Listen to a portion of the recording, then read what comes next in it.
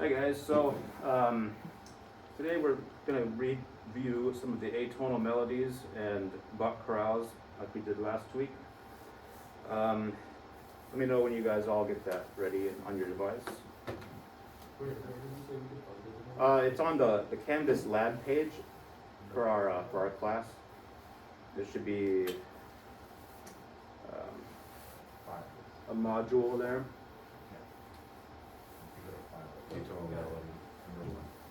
Yeah. So, Ray, were you here on Friday? Okay. Well, we went over these. Just to quickly review, this last portion of the term was introducing us to singing atonal melodies. So you have a set of tools to kind of apply to anything not tonal in the future. So we're using fixed do in this example. Are you familiar with the fixed do system? Yeah, every kind of C is do, etc. Okay. Yeah. So I just kind of wanted to go around and give you guys a shot at trying any of these examples out, either the Bach chorale or either melody. And if you want, you can pass. I'd encourage you to give it a shot because we can kind of workshop it a bit and do some stuff on it together. And then we can review as a class afterwards. So I'm looking at the Bach chorale right now. Anybody want to try that first measures 1 through 3? Is it the first or the second one? The first one, yeah. An E flat there. And we're singing tenor, playing the bass, alto, and soprano, and singing tenor. And this is to help us hear inner voices. You know, a lot of times in our dictation, we're focusing mainly on the outer voices. But through doing exercises like this, you know, Bach is a master of voice leading, so we can learn inner voice behavior from the best there. Yeah, we could do it as a class if nobody wants to. You want to give it a shot? So just the tenor voice? Yeah, if you can play the bass, alto, and soprano. Oh my God. And just take your time. You don't need to do it quite in rhythm, but to be singing the tenor as you're moving along. So turn your keyboard up nice and loud there. Maybe we should try this together. Okay, we'll do it if nobody wants to give it a shot. You want to try, Charlie? I can give it a shot. Yeah. It's the keyboard part that's just... Yeah. Yeah. I mean.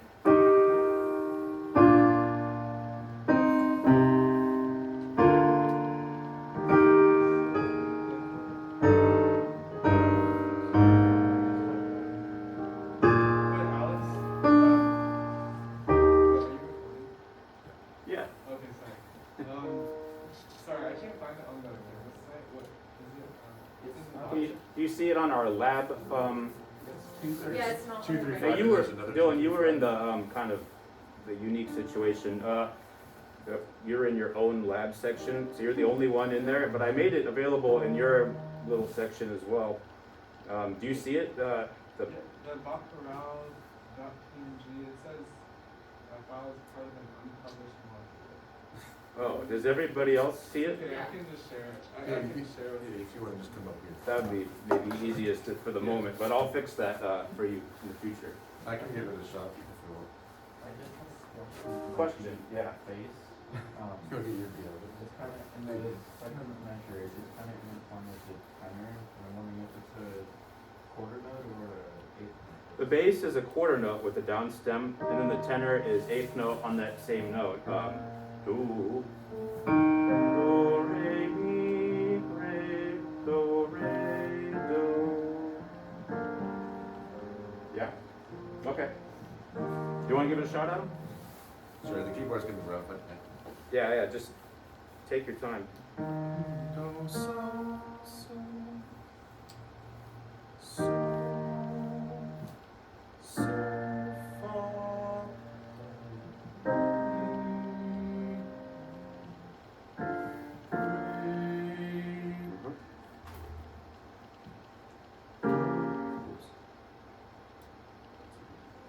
And the voice moves up at the soprano. Very looking for. Oh. There we go.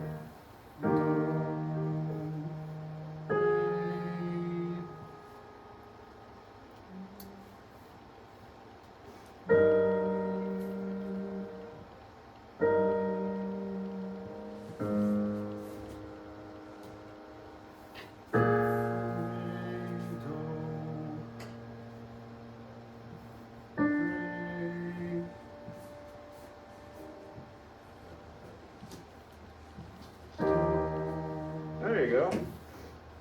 Nice, yeah. You keep doing that, and that'll become very helpful to hear inner voices in a 4-part texture. You want to give it a try, Dylan? No, I was just gonna say if everyone wants to sing, I can play it, and whoever wants to sing whatever. Yeah, that'd be very helpful in just a moment when we do it as a group. Anybody want to give it a shot, Charlie? I mean, I guess I Yeah, give it a shot. Turn your keyboard up nice and loud.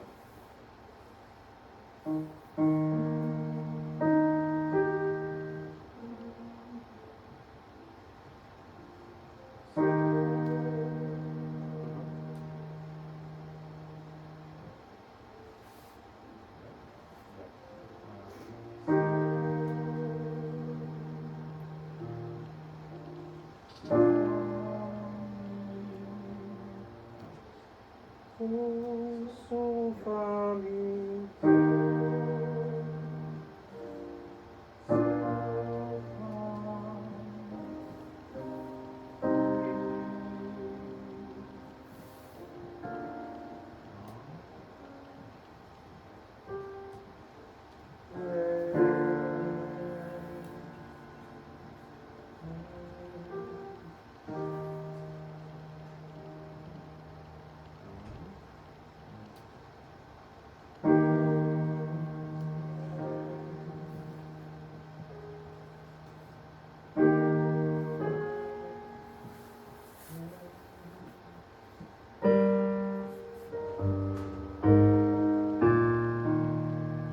The half notes there.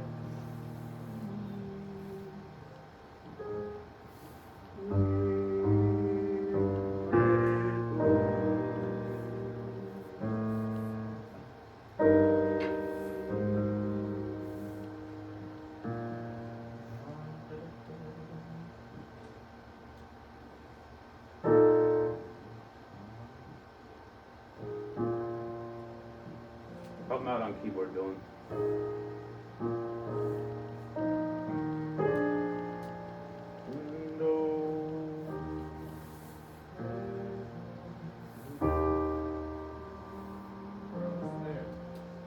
Very good job.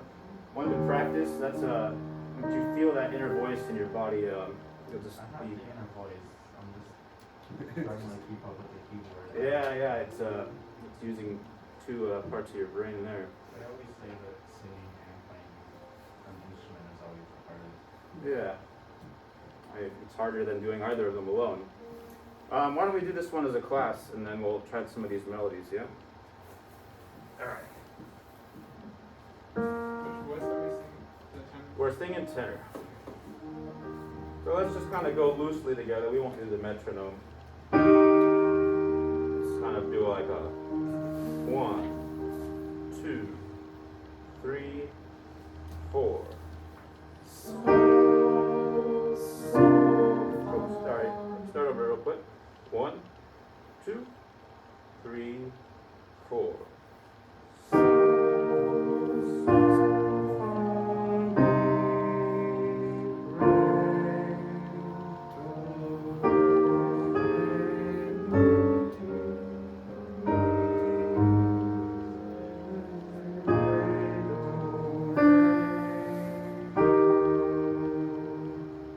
Yeah. So that's something to maybe practice. Let's all sing a voice real quick. Anybody just grab a voice. We just need one on each part. I'll do. Let's see. I'll do bass. Dylan, you want to do? Anybody volunteer? Who's soprano? Okay, Lauren, soprano. Ray. I think we probably All right, maybe tenor. Adam, you got bass? Sure. I'll do I- alto. I was gonna do the alto, it's gonna be a All right, we'll be alto. So everybody get a voice. You ready? What am I doing? Either bass or tenor or soprano. Just pick a yeah.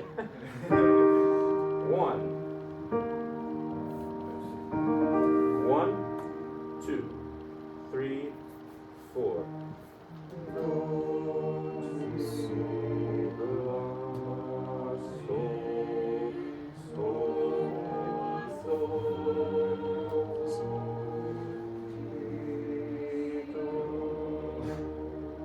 All right. Very good. So now if you guys could switch over to the second atonal melody, we'll take a look at that one. And then we'll have to move on, for time's sake, to just some form examples. But yeah, take a look at the Bernstein's Candidate, the Paris Waltz scene. That's the second atonal melody. Second atonal melody.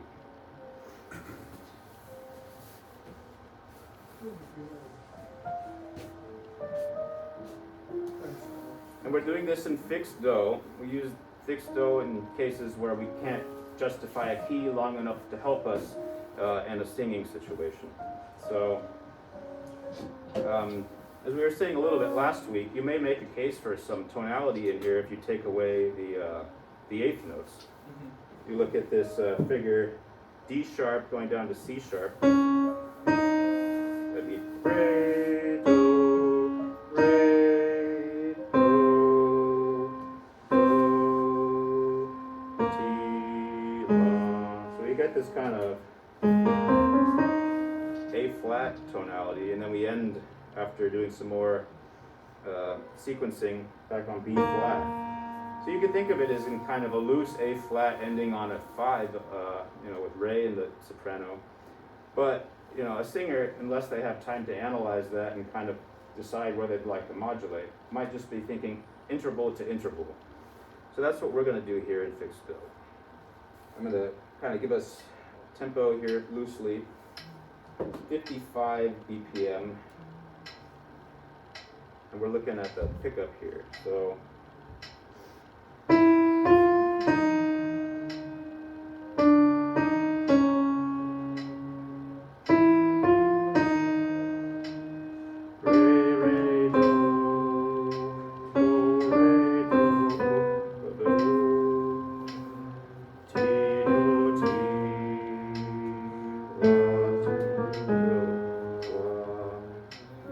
end up on this A flat. This furthers the case for an A flat kind of tonality area. We get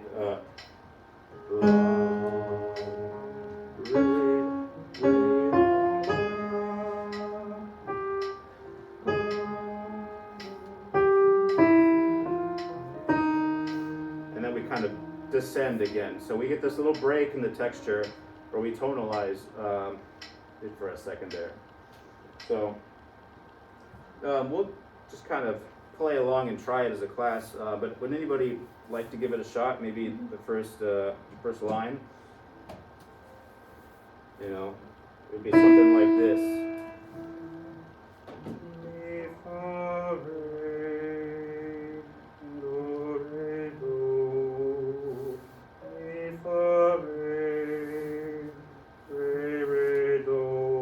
And I stayed on the note. I'm thinking more interval to interval there. You've got C sharp going back up to D sharp, down to C sharp. That's, C double sharp, sorry. That C double sharp is really a decorative tone prolonging the D sharp. This helps you think, being able to see that kind of function difference there is the same kind of function difference we talk about when we, have like a 4 prolonging the tonic section in a harmony. Instead of having that all prolonging the 1, we have this leading tone back up to D sharp. And all these eighth notes are kind of decorative, really. Anybody want to try what I just did? Just that first 3 measures?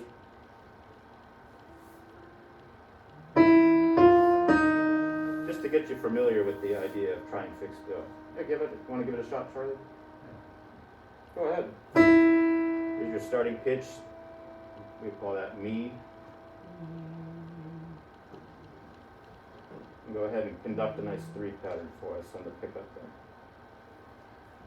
Mi, fa, re, re.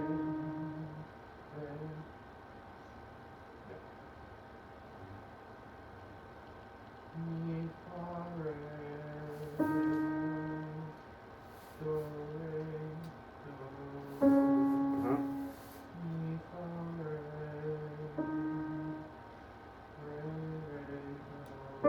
re, do. We got 3 re's, all different pitches. Re, re, re, do. Yeah, you're just going down in half steps. You got to think interval to interval there. Good. So I think for time's sake we have to move on here, but I'm glad we got a chance to go over that, and we'll continue talking about when fixed do might become helpful versus movable do. So now we're looking at, well, I'll just, we don't have the TV working for us today, so I can't give you the form chart, but this is more of a listening exercise anyway. Here, we're looking at Symphony Number 3 by Egert. It's Joachim Nicholas Egert. And this is a type of sonata form. I'm going to kind of give you the big cutoffs. I'd like you to kind of follow along, and if you're thinking, okay, we've switched from the first theme to the transition, shout it out. And let's see here. And be, yeah. Is this the first movement? Yeah. This is we get an exposition, development, and recap. And we get a very long introduction, which is not found anywhere else in the exposition. So that introduction will take over a minute, and then we start on our first theme. It's in E flat. Then I'd like you to kind of go along with your keyboard and just try to find the root, or the what key we're in at any point. So if we're in E flat, what's a typical spot we'd move to in our second theme? E flat goes to B flat in a major key. Yeah. Yeah. If you have a way of taking notes, maybe take a few notes about things that were easy to tell and things that you disagreed with, or when I tell you the location of our formal boundaries. Sorry, and be thinking about these questions. When is the second theme introduced? Does the transition feel like it's a dependent or independent transition? Meaning, does it borrow material, thematic material, from the primary theme? An independent transition would not use typically the same motive. It would be different enough that it can kind of hold it on its own. Harmonically, it might be based on the 5 in the key, but the thematic material would be different. And then when we get to the development, I'll let you know when we get there. Be thinking about what you're hearing most thematic-wise from the exposition. Are you hearing more of the first theme or more of the second theme? So I'll go ahead and play this.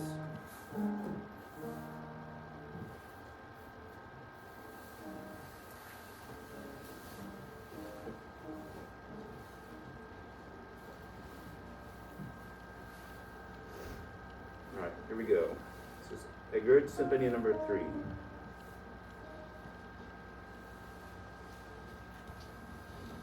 It's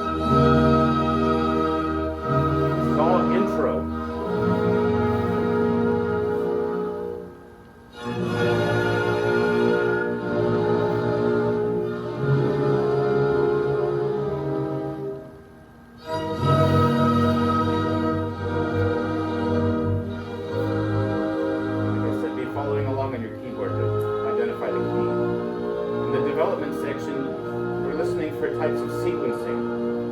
same material repeated in different keys. See if you can tell me what key it goes to in the development.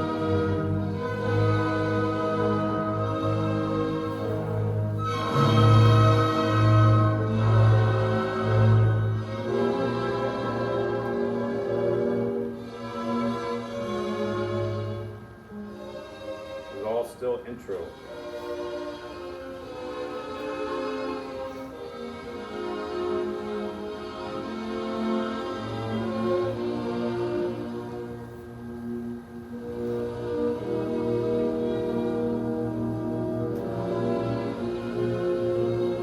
Let me know when you think we start the first beat.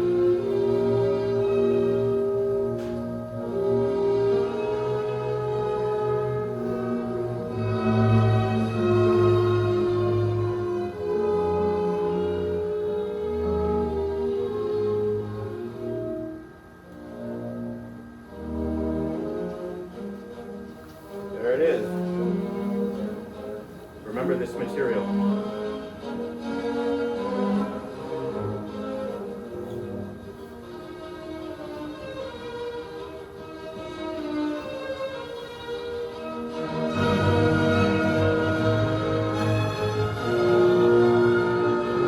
Okay, I'm going to give you the transitions coming up in a second here.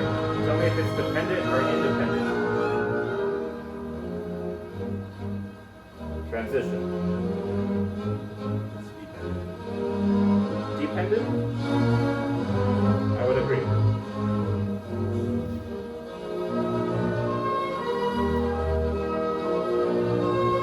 Harmonically and thematically.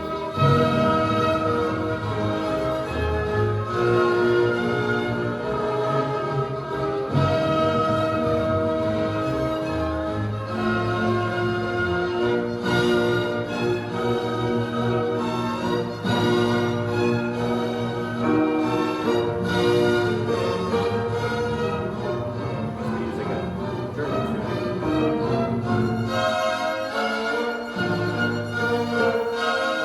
It's called the standing on the dominant section, prepping us for the second theme.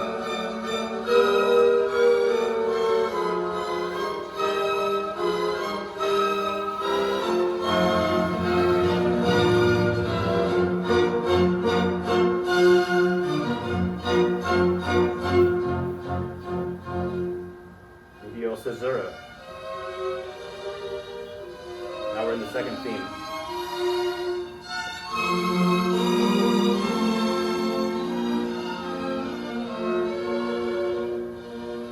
Secondary dominant, you hear it?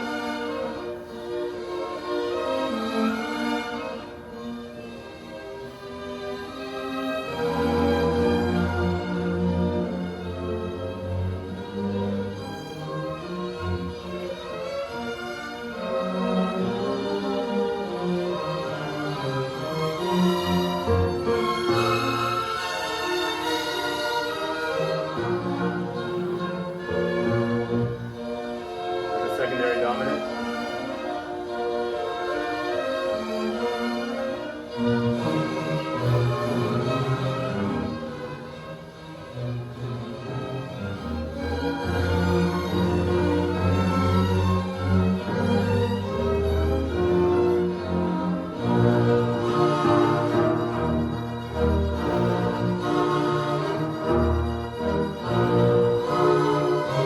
That sounds more like the primary theme again. Contained in the secondary theme.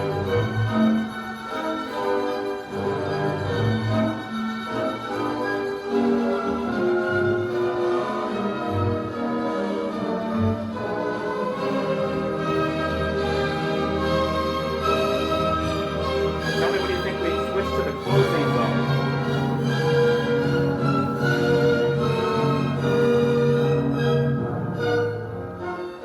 Here, the official boundary. Define the closing zone with material that feels like it's winding down. Lots of repeated closing, descending lines. A behavior aspect of it. It's not going to be as ambitious harmonically, and it's just going to behave in a way that keeps winding down. This is codetta.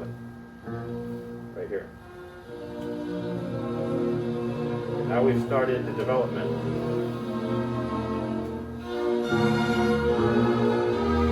Notice we're in B flat still. We haven't started back to E flat for the development.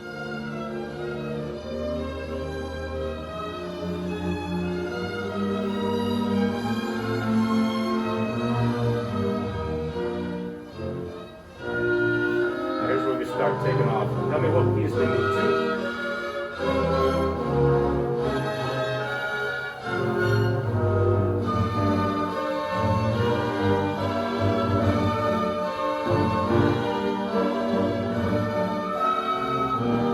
Here in G minor.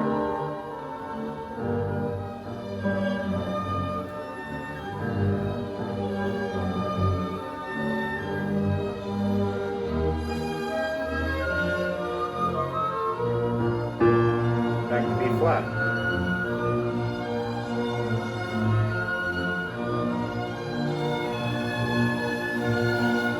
Here's where we start to get some big time sequencing. We travel through several keys quickly here.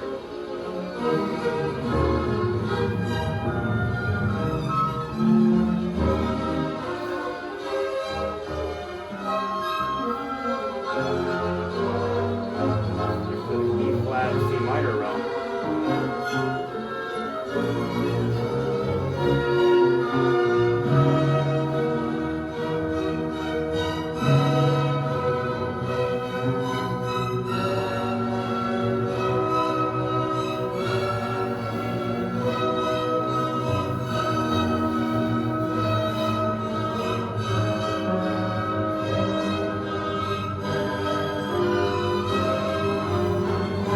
Where do we arrive in just a moment here?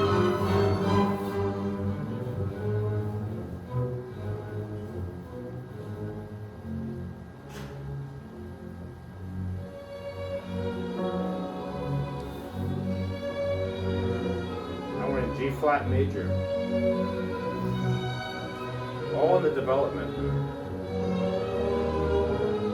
Very typical development behavior. Travel very unrelated keys and then make its way back.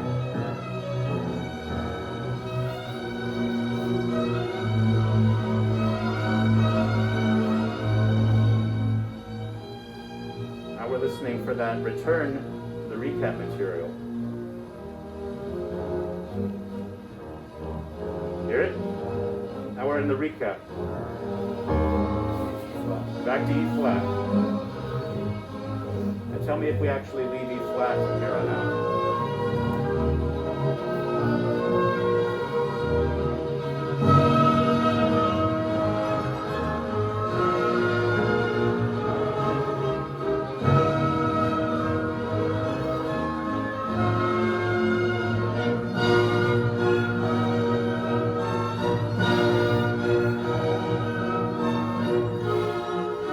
Transition.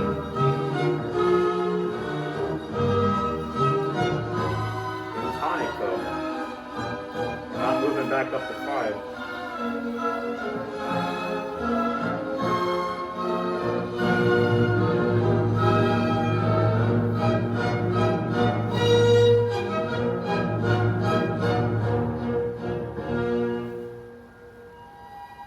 Second theme.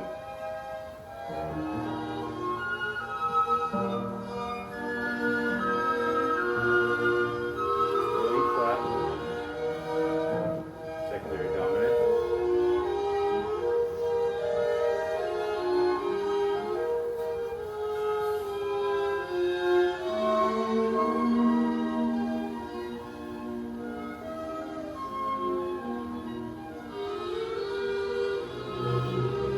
And he gets a lot of mileage out of the second theme.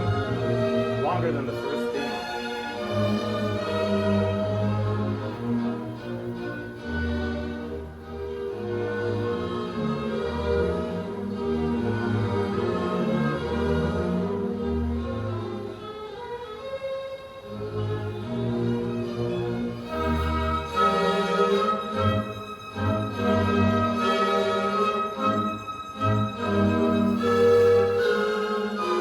Material that reminds us of the first theme again.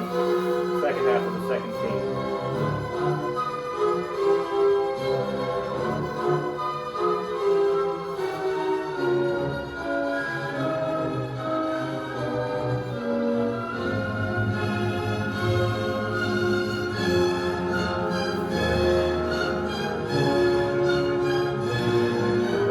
climactic moment.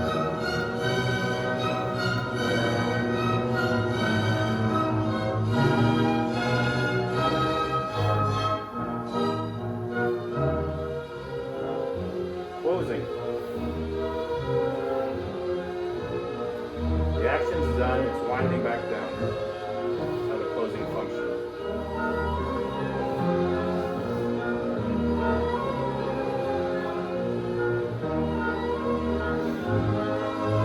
We're coming up to the coda.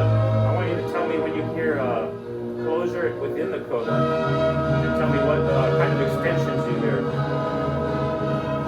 This is coda now.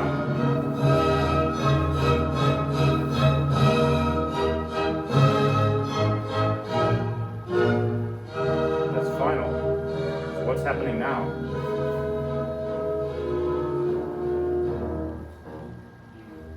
Post-cadential extension. It was in minor. All right, so it really deviates there a little bit. Thoughts? Cool. Longer than I thought it would be. Yeah, that was a lengthy one there, but beneficial to listen to it and go over it as a group, I think. Did you hear what keys we moved to in the development section when we started the sequence? You can move through a lot of keys real quick in the development. G flat. You know, Yeah, we went from E flat to G flat. E flat, major, and then kind of a quick switch to the relative minor, C minor, and then that closed on G flat major, which was probably the furthest we went. oh, we were in G minor for a second. Or was it We were in G minor. That was before the sequencing section. Oh. There's a development section's kind of tricky. It's broken into relatively, several parts. There's the expositionary kind of section within the development where you're kind of borrowing from the exposition as we take off. And then there's the central action zone, which is where you get a lot of the sequencing, where you move as far as you will probably move from the original key, and your key changes happen more often. Development section can be the most loose in terms of following a sonata mold. It's the exposition and the recap that really kind of sticks true to it. So I know we don't have a whole lot of time since we had a slow start figuring out the technical issues, but I wanted to focus real quick on singing this piece since we just heard it. This is one of our examples for our singing portfolio. So if you could all, it's on the condensed portfolio which Ray made for us. That's on the Canvas lab site. If you could open that up and find the Egert, which isn't too tricky, but there is a harmony. Notice I was pointing out the secondary dominants a lot in there in this piece. There's a section that focuses on singing that.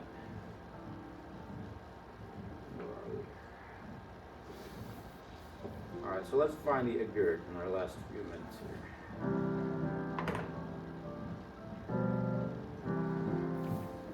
Okay, I'm seeing it on page 4 of the document. Oh wait, no, that's there's several sections from the Egert. Let's focus on the one on page 5 of that condensed document. You all seeing that? It's 2 flats in the key signature. This is our. It's just 86 to 102. Yep, that's it. And our tempo marked on this one is 96 beats per minute. Have any of you guys used this piece in your portfolio? Yeah, you did, Adam? Good. Ta, ta, ta, ta, ta, ta, and so on. So, we are in B flat.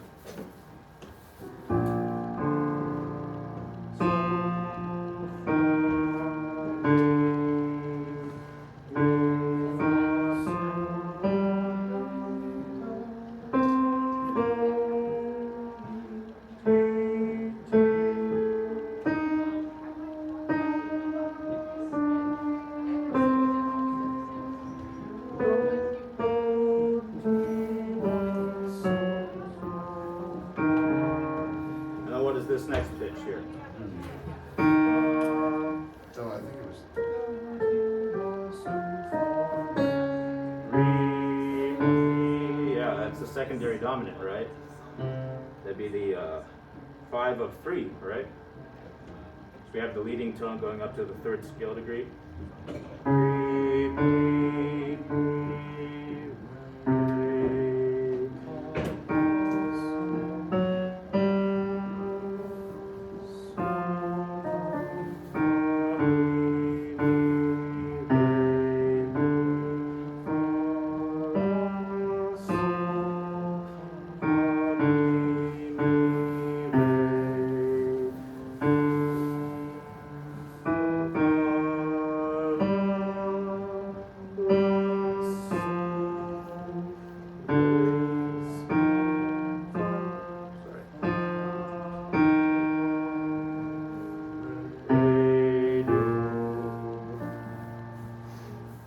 Alright, let's give that a shot as a class. So I'll conduct a nice big 2 pattern. You can do this in 4, but we're in cut time here. No, wait, no, we're in common time, sorry. So this would be a nice big 4 pattern in 96 BPM.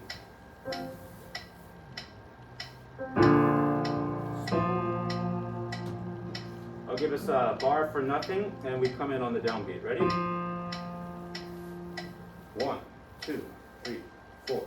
So, fa, mi, fa, sol, la, re, do, ti, fa, mi, re, do, ti, fa, sol, fa, re, mi, re, fa, sol, fa, mi, re, mi, fa, sol, fa, mi, re, mi, fa, la, sol, mi, do, fa, re, do.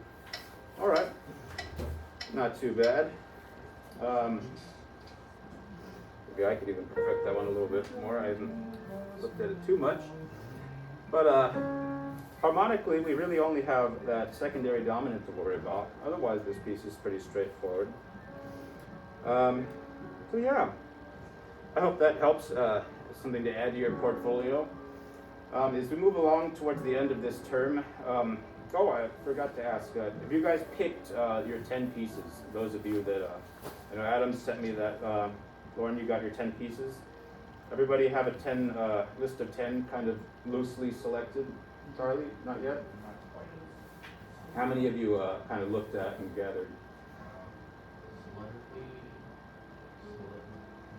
solid, maybe 5 or 6. Okay, not bad. We still got a lot of time. So I'd encourage you maybe by Friday to have a list of 10. So that way you you could just print out your own little document with those 10 or put them on your phone maybe just in your spare time and take a glance at them. So, question? Yeah, I had a question about the Juan Paris, or Juan Paris excerpts. There's 2 of them listed in the same packet, and the actual portfolio document that lists all the excerpts does not specify which one we are supposed to do. Now there's a one Paris and then another one similar with a similar name. I was mixed up on that too. They both have the same There's a Juan dates and the same. Pays and a Paris. No, yeah, it's the Paris. Okay, no problem. Have a great one. It's Hoy Cielos Piadosos. There's a solo one, and then there's one that's a duet. I wasn't sure which one was required because it doesn't specify. It just says the piece. We did the duet in class, right? As a group. Okay, so you're saying there's. So the document. Let me double check that for us, so we know. Okay, I'm looking at the document here. The other one's also great for practicing modulation, but I just wasn't sure. If you guys have to take off, no problem. I'm just trying to clear this up for us here. I'm seeing number 9, the one Pais.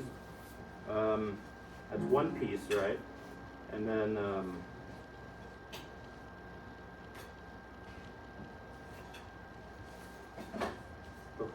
the Juan Paris, that's one piece. That's, yeah, I'm looking at number 2. It's Juan Paris, 59 to 1845. Poesia los Piadosos. On the singing portfolio list, it's the second one listed. Is the duet the one that you're saying is included or not included? So there's 2 of them from the same piece. There's 2 excerpts in the singing portfolio that are by that name, same piece. There's one that's a solo and one that's a duet. Oh, okay, yeah, I'm It's seeing it's just from the different- same piece. Yeah, it's just that from the same piece. It's just 2 different sections of it. I'm not sure which one. If he has a specific one that he wants us to do. Well, I'm gonna have to clarify that, yeah, because it lists the piece. If you've already included that in your portfolio, I'll take either one. Okay. However, I'll clarify that for us so we know for sure. But I did the solo one. The practice is modulation rather than whatever the duet does. So okay, great. Thanks, Alex. Thanks, guys.